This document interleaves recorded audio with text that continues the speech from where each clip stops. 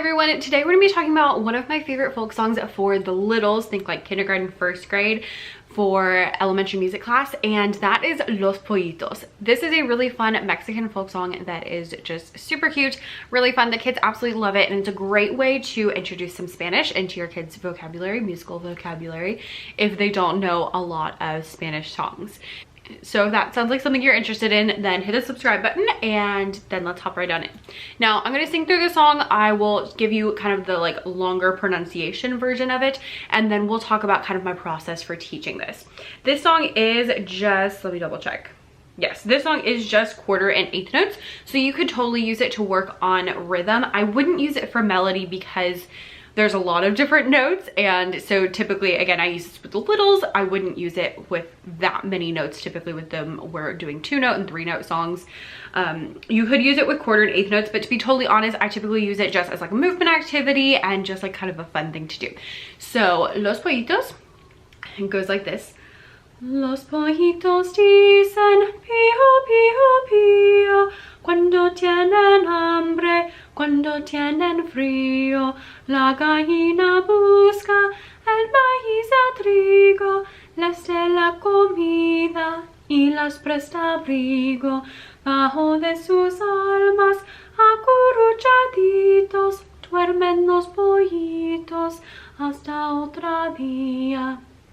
So there's the whole song. I'm gonna go through the pronunciation and also the translation. Do bear in mind that I am not a native Spanish speaker, so I'm gonna try my best, but I apologize for, you know, anything that doesn't sound how you want it to. So the words to this song are Los pollitos dicen, which means the little chickens say. Pío, pío, pío, that's the sound that the chicken's making. Cuando tienen hambre, when they are hungry. Cuando tienen frío, when they are cold. La gallina busca, the hen looks for. El maíz y el trigo. Now, know that in Spanish, when there's two vowels next to each other, you kind of like stick them together. So it ends up being el maíz y el trigo, so it's like el like squished together, but it's el and the. So el maíz is the corn, y el trigo is the wheat. So the hen is looking around for wheat and corn. Les de la comida, she gives them food, y las presta abrigo, and I think it's and they find shelter and they seek shelter, you know, and she gives them shelter. Bajo de sus almas, sorry, bajo de sus almas, underneath her wings. Acurruchaditos, that's a long word. Acurruchaditos, that means like they snuggle up. Duermen los pollitos, the little chickens are asleep. Hasta el otro día, that's again gonna have that little squish where it's like hasta el otro día, but until the next day. So really cute little song. Your kids will love it. How I use this with my littles is the first time, typically I'll have a different Spanish song that we're working on, and then I'll be like, great, we're gonna learn a new Spanish song. And so I have them like gather around really close, which is always really fun. I typically have my kids very spread out, so it's like a really big deal when we get to like get really close to sing together. And I'll be like, I'm gonna sing a song and I'm gonna do some actions, and I just want you to listen. And they're like, okay. And so they'll listen. Some of them will pick up on the actions and do them along with me, and some of them will just watch, and either way that's fine. And so I'll sing through it. I don't give them like a lot of context. I just kind of go through it, except for I do tell them it is about a chicken. And so I'll go through, and so I'll show you the actions we do. Los pollitos dicen pío, pío, pío, cuando tienen hambre, cuando tienen frío. La gallina busca el maíz y el trigo, les da la comida y las presta abrigo.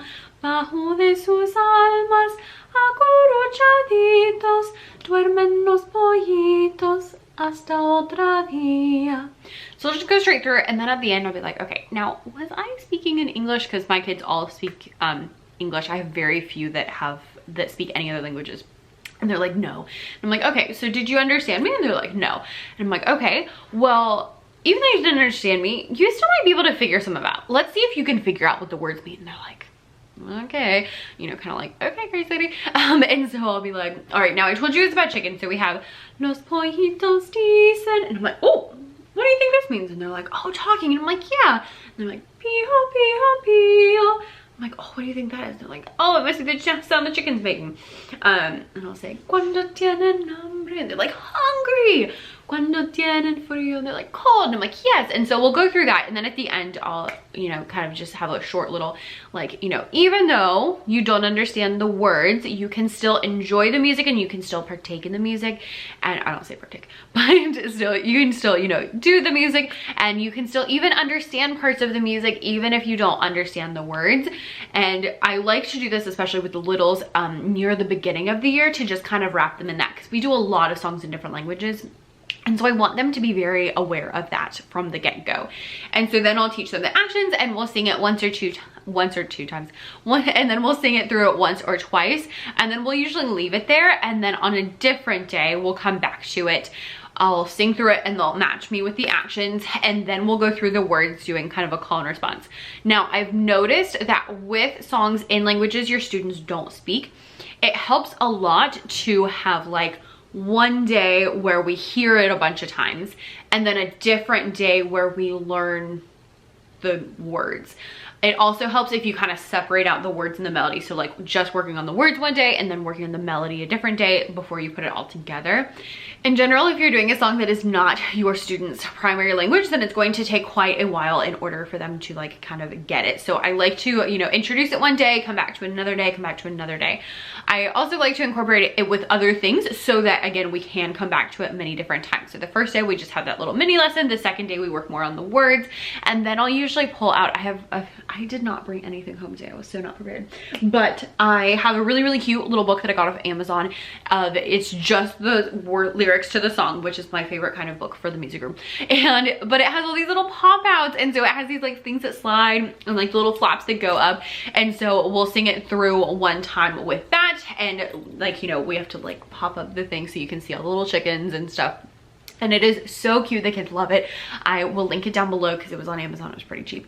So that's another way that we do it. We also do this sometimes in conjunction with the piece by Mussorgsky, Ballet of the Unhatched Chicks, which I am talking about in a whole different video. I don't know if that video is coming out before or after this one. So if it's available already, then I will link it down below. And if not, then hit the subscribe button so that you can like check out that whole lesson. But that's a really fun listening lesson that we do with lots of movement. We usually go along with the form, which is AABA. So it's fairly simple in order for the kids to understand, and it's just a lot of fun. So that is, I mean, really honestly all that we do with Los Pollitos. Oh, and one more thing for Los Pollitos, there's a bunch of like cutesy animated versions of this on YouTube, even to the point where some of my kids had heard the song on YouTube before we did it, which was really, really cool because, again, my kids don't speak Spanish typically, and so because of that, it was like, you know, I don't expect them to, you know things in different languages. So that was really fun. That's really honestly all we do for the process for Los Pollitos. I would love to know if you use this song in your classroom, what you use it with, how you use it, when you use it, because it's fun for springtime. It's also great for Hispanic Heritage Month, or of course, any time of the year. So let me know those things down below in the comments. And if you have any like song requests that you would like to, you know, hear how I teach them, let me know those down below in the comments too. Thanks so much for watching, and I'll see you next time. Bye.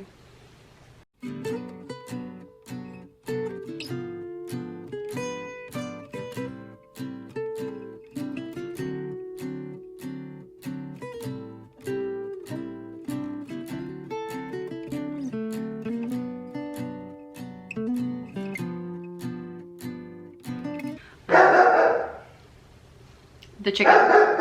Athena!